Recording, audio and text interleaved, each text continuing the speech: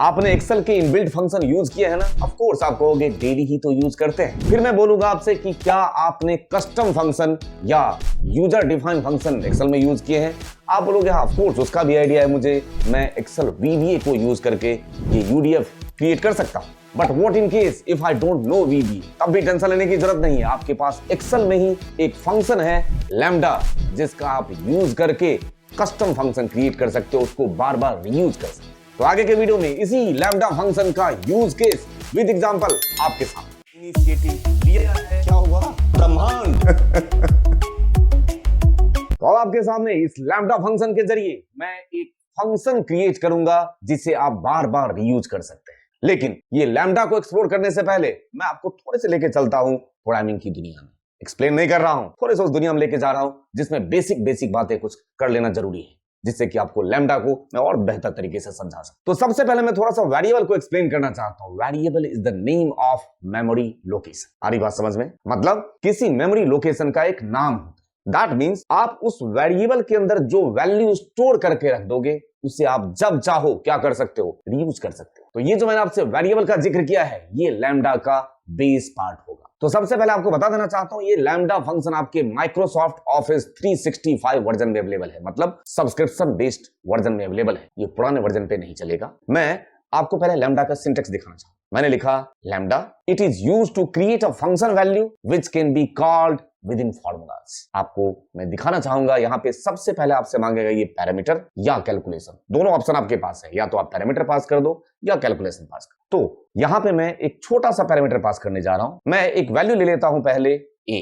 ये जो ए लिया है ना, ये किसी वेरिएबल का एक नाम है जिसके अंदर वैल्यू को स्टोर करके रखा जाए। आ रही बात समझ में? उसके बाद कॉमा लगा दिया मैंने, एक वेरिएबल ले लिया, फिर से बी। देख लीजिए मैंने दो वेरिएबल लिया है, एक लिया ए और दूसरा लिया बी। अब सबसे पहले मैं आपको इस लैम्डा फंक्शन का सिंटेक्स दिखाना चाहूंगा। इक्वल टू मैंने पास किया लैम्डा, और आपको बता देना चाहता हूं कि ये lambda function Microsoft office 365 subscription based version में अवेलेबल है, मतलब इससे जो ओल्डर वर्जन है उसमें नहीं मिलेगा। तो आपके पास माइक्रोसॉफ्ट ऑफिस 365 है, आप यूज कर सकते हैं। ये लैम्डा फंक्शन आपसे सबसे पहले मांग रहा है पैरामीटर और calculation. There are two options. तो मैं पैरामीटर या कैलकुलेशन में यहाँ पे एक ही कैलकुलेशन की बात नहीं करेगा, मल्टीपल कैलकुलेशन ले सकते हो। दिखाता हूं पहले बेसिक एग्जांपल्स आपके सामने समझाने की कोशिश। तो यहां पे मैं लिख रहा हूं ए। ये जो मैंने ए लिखा ना, ये मैंने एक वेरिएबल डिफाइन किया है जिसके अंदर बाद में जाके मैं वैल्यू असाइन करूंगा। तो एक वेरिएबल ले लिया मैंने ए कॉमा बी, मैंने ये दो वेरिएबल लिए। आप समझिए मैंने बोला था variable is the name of memory location where you are supposed to store some value ना, वही तो करने जा रहा हूं। ए लिया, बी लिया, दो वेरिएबल लिया, और अब मैंने कॉमा लगा के फिर से पैरामीटर और कैलकुलेशन मांग रहा है मुझसे, तो मैंने बोला ए इंटू बी, मतलब इन फ्यूचर जो ए में वैल्यू आएगा और इन फ्यूचर जो बी में वैल्यू आएगा उसे मल्टीप्लाई कर दो। बट आपको एक बात बताना चाहता हूं, यहाँ पे लैम्डा को नहीं पता कि यहाँ ए और बी क्या है, इसे तो कुछ पता ही नहीं है ए बी क्या है। तो ये ए और बी आपको बाद में बताना होगा। अभी मैं एक बार इंटरप्रेस करके दिखा। मैंने इंटरप्रेस किया, कौन सा एरर आया? Calculation error. वो कैलकुलेट तो करे लेकिन किसके बेस पे?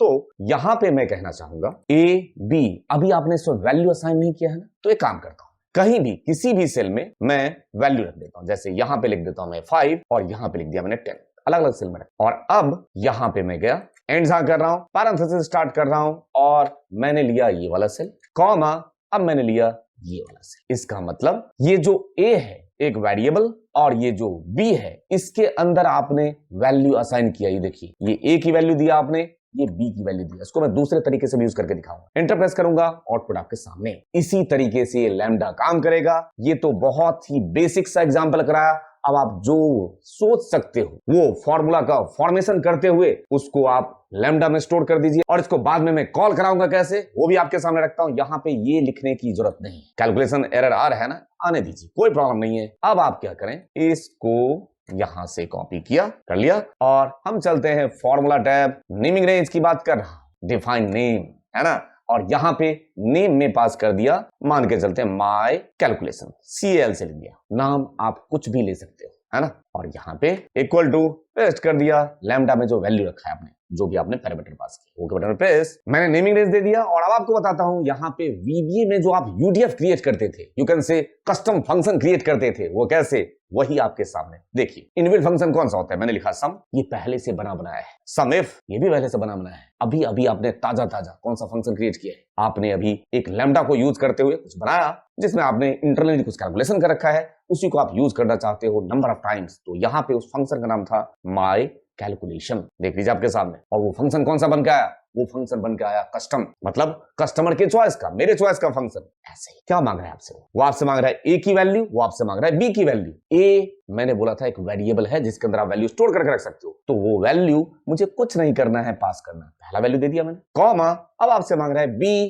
तो ये दे दिया मैंने दूसरा वैल्यू, पैरेंथेसिस क्लोज। एक बार एंटर प्रेस करके देखिए, आउटपुट वही आएगा। This is the beauty of lambda function, जिसको यूज करके आपने एक फंक्शन बनाया जिसको मैं जितने टाइम चाहूं क्या कर सकता हूं, रीयूज कर सकता हूं। तो ये जो आपने लैम्डा फंक्शन को यूज करते हुए मुझे एक छोटा सा एग्जांपल करते हुए देखा, मैं उम्मीद करता हूं कि आपको इसके जरिए वेरिएबल का मतलब समझ में आ गया होगा, वैल्यू कैसे स्टोर हुआ और कैसे कैलकुलेट हुआ। आ रही बात समझ में? अब थोड़ा सा एक साइज बढ़ाते हैं एक कैलकुलेशन का। समझिए, यहाँ पे एक डेटा सेट है जिसमें डेट, एजेंट और सेल्स अमाउंट रखा हुआ है। मैं एक छोटा सा काम करने जा रहा हूं। वैसे तो मैं इफ फंक्शन पास करके काम कर सकता हूं, लेकिन मुझे तो उस फंक्शन को रीयूज करना है, तो क्यों ना मैं इसको स्टोर करके रख लूं, है ना? मैं यहां पे यूज करने जा रहा हूं इक्वल टू लैम्डा पैरामीटर और कैलकुलेशन। तो जहां पे पैरामीटर और कैलकुलेशन की बात कर रहा है, मैं यहां पे पहले एक तरीके से मैं वेरिएबल रखता हूं जिसका नाम रखता हूं सेल्स। सेल्स नाम का मैंने एक वेरिएबल डिफाइन किया, है ना, जिसके अंदर वैल्यू का पता नहीं, कॉमा। और अब पैरामीटर पास करने की कोशिश कर रहा हूं यहां पे, या यू कैन से कैलकुलेशन, यदि वो जो सेल्स अमाउंट है, देख लीजिए बार बार आपको ये C2 सेलेक्ट करना होता, ऐसा कुछ नहीं। यहां पे यदि sales amount is greater than, suppose यहां पे 50,000, अगर 50,000 से ज्यादा है सेल्स अमाउंट, तो क्या करना होगा? सेल्स का इंटू 10%। चलिए, हो गया बात खत्म, कॉमा। नहीं तो फिर से सेल्स, और सेल्स का भी मतलब आपको पता नहीं, वो तो बाद में मैं डिफाइन करूंगा। सेल्स यहां लगा देते हैं, सेल्स अमाउंट ग्रेटर देन, कुछ भी लिख दीजिए 20,000, और ये बात यदि सही हो तो जो सेल्स है उसका इंटू कितना परसेंट दे देते हैं? इंटू 5%। नहीं तो सेल्स इंटू कितना परसेंट? मान के चलते हैं 2%। हो गया जी, ब्रैकेट बंद और एक और ब्रैकेट बंद, एक और ब्रैकेट, एंटर प्रेस। अभी तो कैलकुलेशन एरर आया, क्यों आया? क्योंकि अभी तो इसे पता ही नहीं है कि ये सेल्स क्या है। तो अगर मैं यहां पे पैरेंथेसिस से स्टार्ट करूं और यहां पे बोल दूं ये वाला सेल, ब्रैकेट बंद कर दूं, एंटर प्रेस कर दूं, वो आउटपुट आपको दिखा देगा। देख लीजिए, ये आउटपुट तो आ गया, कोई प्रॉब्लम नहीं है, क्योंकि आपने यहां पे सेल का रेफरेंस खुद से पास कर दिया था ऐसे। लेकिन कोई बात नहीं, मैं इसको क्या करता हूं, सेल का रेफरेंस हटा दे रहा हूं। अब मुझे ऐसी जरूरत नहीं है, मैं तो खुद का कस्टम फंक्शन बनाऊंगा। यहां से यहां तक डिलीट, इस फॉर्मूला को यहां से कॉपी। अब चलते हैं कहां पे? फॉर्मूला टैब, और यहां पे डिफाइन नेम में मैंने कह दिया क्या कि सेल्स कमीशन। ठीक है, सेल्स कमीशन नाम का आपने कस्टम फंक्शन बनाया जिसमें आपने इक्वल टू प्रेस करें और ऐसे पेस्ट, हो गया काम। और अब इसकी जरूरत नहीं है, यहां पे लिखिए इक्वल टू सेल्स, और इसका नाम क्या था? Sales commission. अब आपको क्या मांग रहा है? वो सेल्स अमाउंट मांग रहे हैं जो आपने वेरिएबल का नाम रखा था, तो आप पास कर देना सेल्स अमाउंट, ब्रैकेट बंद, एंटर प्रेस। कोई भी प्रॉब्लम नहीं होगा। आपको क्या लगता है ये लैम्डा आपको कितना बेनिफिट करा पा रहा है? ये आपको खुद पता चल रहा है। मतलब इस लैम्डा फंक्शन के जरिए मैं क्या कर सकता हूं? कितना भी कॉम्प्लेक्स काम हो, जैसे कि ये रहा डेटा सेट और इसमें से मुझे नंबर को हटा देना था, तो मुझे सब्स्टिट्यूट करने की जरूरत पड़ रही थी, तो मैंने यहां पे सब्स्टिट्यूट चला दिया। ये आप जानते हैं, मैं कई बार करा चुका हूं। ठीक, तो सब्स्टिट्यूट मुझे कितने बार लगाना होगा? 9 बार। और क्योंकि 1 से लेके 9 तक की वैल्यू को मुझे हटाना था, मैंने सब्स्टिट्यूट पास कर दिया, कोई दिक्कत नहीं, आउटपुट भी आ गया है। लेकिन ये बार बार इस तरीके से यूज करना पसंद नहीं आ रहा है। आप कुछ ना करें, ये इस फंक्शन को उठा के लैम्डा के अंदर, आप कुछ ना करें, इस फंक्शन को उठाइए, यहाँ पे बाहर जाइए और यहाँ पे पास करिए लैम्डा। कर दिया। आपसे क्या मांग रहा है? वो पैरामीटर और कैलकुलेशन। तो यहां पे मैंने मान के चलते हैं उसका नाम रख दिया रिमूव नाम का एक वेरिएबल, रिमूव नम कर देता, या रिमूव नंबर ही पूरा लिख दो, रिमूव नंबर नाम का एक वेरिएबल असाइन कर दिया, जिसके अंदर अब सब्स्टिट्यूट जो पास किया आपने उसमें जो A2 लिखा है आपने, और तो सारे नंबर ही है, इस A2 के जगह पे अब आप पास कर दो यहां पे इस रिमूव नंबर को। हो तो क्या काम, ब्रैकेट बंद और यहां पे ब्रैकेट बंद करके आप एंटर प्रेस कर, कैलकुलेशन एरर आ गया, बस वही काम। यहां से जाइए, लैम्डा को यहां से कॉपी करिए, लेके जाइए नेमिंग रेंज में, कहां पे? डिफाइन नेम, और उसका नाम भी रख देता हूं रिमूव नंबर नाम का एक कस्टम फंक्शन बनेगा, जिसके अंदर equal to, okay button press, और अब इसकी जरूरत नहीं है। और अब यहाँ पे इक्वल टू लिखिए, यहाँ लिखिए रिमूव नंबर। आ गया। क्या कह रहे हैं? रिमूव नंबर में आपको डेटा सेल देना है, ब्रैकेट बंद, A2 आपने खुद से पास किया जिसमें से रिमूव करना है नंबर को, एंटर प्रेस। आपके सामने नंबर रिमूव हो चुका है और आउटपुट ये रहा। तो क्या कहते हैं, कितना भी कॉम्प्लेक्स काम हो, आप इस लैम्डा फंक्शन के मदद से उसको जब चाहें कस्टम फंक्शन बना के रीयूज करने के लिए अपने पास स्टोर करके रख सकते हैं, जिसमें इतना मेहनत करने की आपको जरूरत नहीं है। एक बार मेहनत होगा, उसे रीयूज बार बार कर सकते हैं।